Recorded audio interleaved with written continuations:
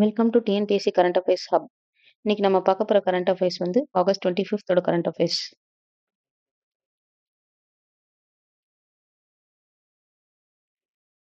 நேற்று வீடியோவோட எண்ட்ல 2 குவிஸ் கேட்டிருந்தேன் இல்லையா, அந்த குவிஸ் ஃபர்ஸ்ட் பார்த்துருவோம்.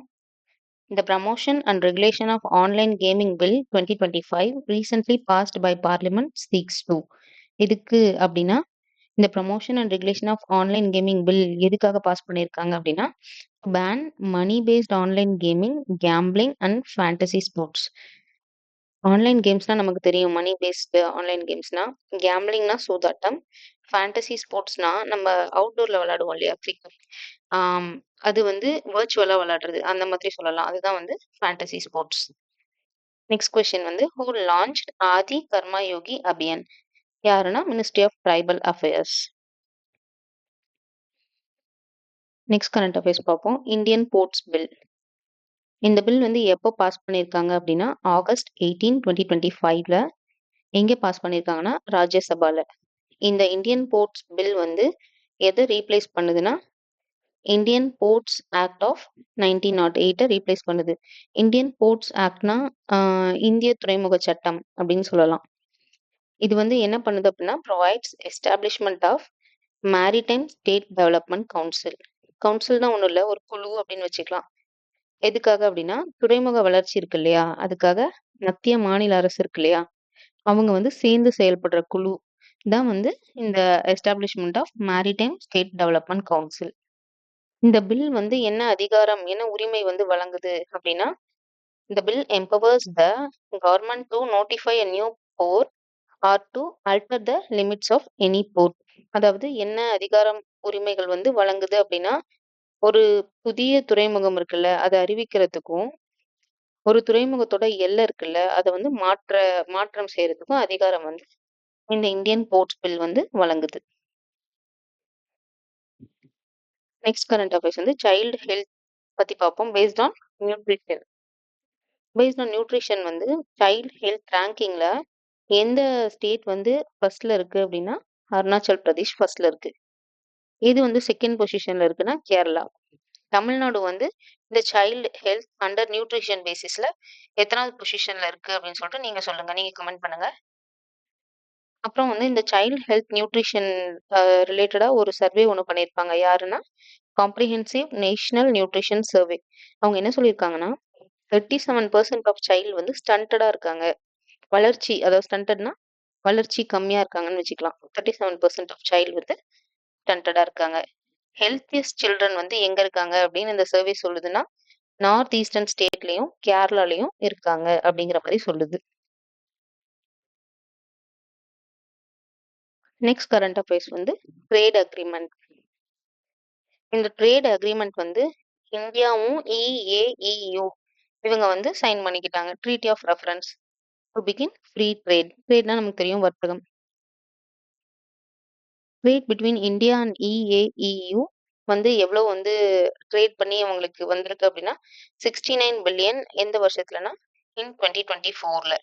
இந்த EAEU அப்படிங்கிற இதுக்குள்ள எத்தனை நாடு வந்து அடங்குது அப்படின்னா மொத்தம் 5 நாடு வந்து அடங்குது. ஒன்று வந்து ரஷ்யா, இன்னொன்று அர்மேனியா, இன்னொன்று பெலாரஸ், நெக்ஸ்ட் கஜகஸ்தான், இன்னொன்று வந்து கிர்கிஸ்தான். EAEU அப்படின்னா என்ன அப்படின்னு சொல்லிட்டு மறக்காம கமெண்ட் பண்ணுங்க. நெக்ஸ்ட் கரண்ட் அஃபேர்ஸ் வந்து RE100 இனிஷியேட்டிவ். REனா ரினியூவபிள் எனர்ஜி, 100 இனிஷியேட்டிவ்னு வச்சுக்கலாம். சுஸ்லான் குரூப்னு ஒரு கம்பெனி இருக்கு, ஓகேவா. அதுதான் வந்து first Indian energy company to join RE100 initiative. இவங்க தான், சுஸ்லான் குரூப் தான் வந்து ஃபர்ஸ்ட் எனர்ஜி கம்பெனி இந்த இனிஷியேட்டிவ்ல ஜாயின் பண்ணது. இவங்களோட எய்ம் என்ன அப்படின்னா, சுஸ்லான் குரூப்போட எய்ம் என்ன அப்படின்னா 100% renewable energy at all units by 2030. இவங்களோட பிரான்ச்சஸ் இருக்கும் இல்லையா, அதுல வந்து எல்லாத்துலயுமே 100% ரினியூவபிள் எனர்ஜி கொண்டு வந்துடணும் 2030க்குள்ள அப்படிங்கிறது தான் இவங்களோட எய்ம். இவங்களோட இன்னொரு எய்ம் என்னன்னா carbon neutrality by 2035 and zero emissions by 2040. Carbon neutral அப்படின்னா இப்போ பார்த்தீங்கன்னா ஒரு சில இண்டஸ்ட்ரீஸ்லாம் இருக்குல்ல, அங்கெல்லாம் பார்த்தீங்கன்னா ஏதாவது மேனுஃபேக்சர் பண்ணாங்கன்னா இந்த மாதிரி கார்பன் டை ஆக்சைடு, மீத்தேன், இந்த மாதிரி கிரீன் ஹவுஸ் கேஸஸ்லாம் வந்து எமிட் ஆகும்ல. அதெல்லாம் கண்ட்ரோல் பண்றது தான் வந்து கார்பன் நியூட்ரலிட்டி. இன்னும் சிம்பிளா சொல்லணும் அப்படின்னா, ஜீரோ கார்பன்னு வச்சுக்கலாமே. இப்போ ஜீரோ கார்பன் அப்படின்னா என்ன அப்படின்னா, ஜீரோ எமிஷன். அததான் வந்து இந்த சுஸ்லான் குரூப் வந்து பண்ணணும் அப்படின்னு சொல்லி 2035, 2040க்குள்ள வந்து அவங்க எய்மா அத வச்சிருக்காங்க.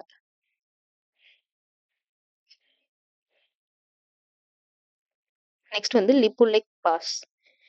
இது வந்து ஆக்சுவலா ஒரு அக்ரீமெண்ட். இந்த அக்ரீமெண்ட் வந்து எதுக்காக யார் போட்டிருக்காங்க அப்படின்னா, இந்தியாவும், சைனாவும் எதுக்கு போட்டிருக்காங்க அப்படின்னா, வர்த்தகம் வந்து தொடங்கணும், ரீஓப்பன் பண்ணணும் அப்படின்னு சொல்லி சைன் பண்ணது தான் இந்த அக்ரிமெண்ட். எது வழியா அப்படின்னா, லிபுலேக் பாஸ் உத்தரகாண்ட் வழியா மறுபடியும் வந்து இந்தியாவும், சைனாவும் ட்ரேட் பண்ணலாம் அப்படின்னு சொல்லியிருக்காங்க. இந்த லிபுலேக் பாஸ் வந்து எங்க இருக்குன்னா, இந்தியா, நேபாள் பார்டர்ல இருக்கு.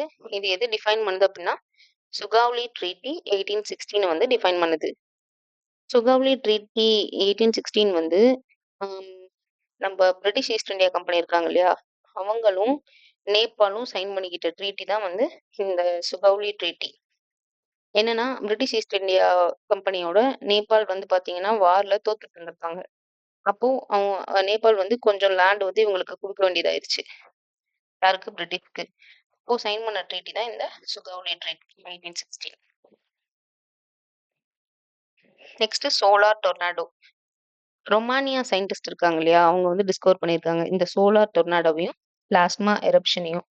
சோலார் டொர்னாடோனா ஒன்றும் இல்லை, சூரியன்ல வந்து சுழல் மாதிரின்னு வச்சுக்கலாம். அப்புறம் பிளாஸ்மா எரப்ஷன் அப்படின்னா அந்த சன் இருக்குல்ல, அதுல இருந்து கேஸ் வந்து வெளியே வருது அப்படின்னு வச்சுக்கலாம். இந்த சோலார் டொர்னாடோ இருக்குல்ல, சூரிய சுழல்னு சொல்லலாம்.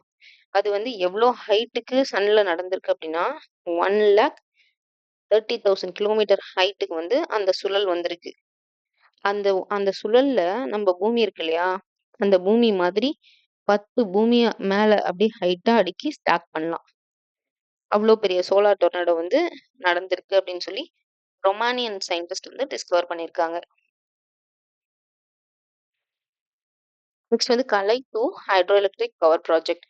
இந்த ப்ராஜெக்ட் வந்து எங்க பிளான் பண்ணலாம் அப்படின்னு இருக்காங்க அப்படின்னா, அருணாச்சல் பிரதேஷ்ல. எங்க என்ன டிஸ்ட்ரிக்ட்லனா, அஞ்சவ் டிஸ்ட்ரிக்ட்ல. எந்த ரிவர் பக்கத்துலனா, லோஹித் அப்படிங்கிற ரிவர் பக்கத்துல.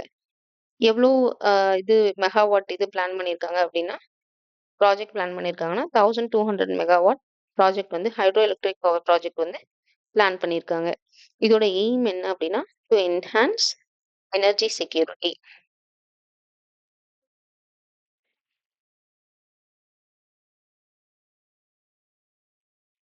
நெக்ஸ்ட் வந்து அக்ஷய் உர்ஜா டே 2025. இந்த டே வந்து யார ஞாபகப்படுத்துது அப்படின்னா, இந்த ஃபார்மர் பிரைம் மினிஸ்டர் ராஜீவ் காந்தியோட பர்த் ஆனிவர்சரியை ஞாபகப்படுத்துது அப்படின்னு சொல்லியிருக்காங்க. இந்த அக்ஷய் உர்ஜா டே 2025 ஃபர்ஸ்ட் எப்போ செலிப்ரேட் பண்ணாங்கன்னா 2004ல. இதை வந்து யாரு இந்த அக்ஷய் உர்ஜா டே யாரு எஸ்டாப்ளிஷ் பண்ணாங்கன்னா, ministry of new and renewable energy. இவங்களோட எய்ம் என்ன அப்படின்னா, raise awareness and importance of renewable energy in India. Renewable எனர்ஜினா நமக்கு தெரியும். என்னன்னா, எனர்ஜி வந்து என்ன மாரி நேச்சுரல் திங்ஸ்ல கிடைக்கிற எல்லாமே வந்து ரினியூவபிள் எனர்ஜி தான். எக்ஸாம்பிள் சொல்லலாம்னா, சோலார் எனர்ஜி, விண்டு, அப்புறம் பிளான்ட்ஸ் மூலியமா கிடைக்கிறது. அப்புறம் வந்து ஃபார்ம் வேஸ்ட் இருக்கு இல்லையா, அது மூலியமா கிடைக்கிறது, எனர்ஜி கிடைக்கிறது. அது எல்லாமே வந்து ரினியூவபிள் எனர்ஜி தான். ராஜீவ் காந்தியோட பர்த்டே பார்த்தீங்கன்னா, ஆகஸ்ட் 20 தானே. அந்த டேவ இந்த மாதிரி சொல்லலாம். எப்படின்னா, Sadbhavana Diwas or day of harmony அப்படின்னு சொல்லலாம். நெக்ஸ்ட் வந்து international day of remembrance and tribute to victims 2025. இது வந்து யார் எஸ்டாப்ளிஷ் பண்ணாங்க அப்படின்னா, யூஎன் ஜெனரல் அசம்பிளி. என்ன வருஷத்துல? 2017ல. இதோட எய்ம் 2025ஓட எய்ம் என்னன்னா, to honour and support victims and survivor of terrorism. இது தீவிரவாதத்திலிருந்து தப்பிச்சு உயிரோட பொழைச்சிருப்பாங்க இல்லையா, அவங்கள ஹானர் பண்ற விதமா செலிப்ரேட் பண்ற டே தான் இந்த international day of remembrance and tribute to victims. இதோட தீம் என்ன அப்படின்னா, united by hope, collective actions for victim and terrorism. அதான் வந்து இதோட தீம், 2025ஓட தீம். நெக்ஸ்ட் வந்து வேர்ல்ட் சீனியர் சிட்டிசன்ஸ் டே. இந்த டே வந்து எந்த வருஷத்துல வந்து கண்டுபிடிச்சிருக்காங்கன்னா சொல்லியிருக்காங்கன்னா 1988ல யாரு சொல்லியிருக்காங்கன்னா, US president Ronald ரேகன். First celebrate பண்ணது எப்போன்னா 1991ல. இது குளோபலா எல்லாருமே செலிப்ரேட் பண்ணலாம் அப்படின்னு சொன்னது வந்து யுனைடெட் நேஷன்ஸ் சொல்லியிருக்காங்க. எப்போன்னா 1990ல. இந்த world senior citizens day 2025 theme என்ன அப்படின்னா, எம்பரிங் empowering elderly voices for a inclusive future. Next quiz பார்த்துருவோம். சைல்ட் ஹெல்த் ரேங்கிங்ல தமிழ்நாடு எந்த பொசிஷன்ல இருக்கு? Child health ranking Tamil Nadu is in which position? எந்த பொசிஷன்ல இருக்கு அப்படின்னு சொல்லிட்டு மறக்காம கமெண்ட் பண்ணுங்க. அடுத்து what is the abbreviation of EAEU? இந்த அப்ரிவியேஷன் என்ன? EAEUவோட அப்ரிவியேஷன் என்ன அப்படின்னு சொல்லிட்டு மறக்காம கமெண்ட்ல சொல்லுங்க. தேங்க்யூ.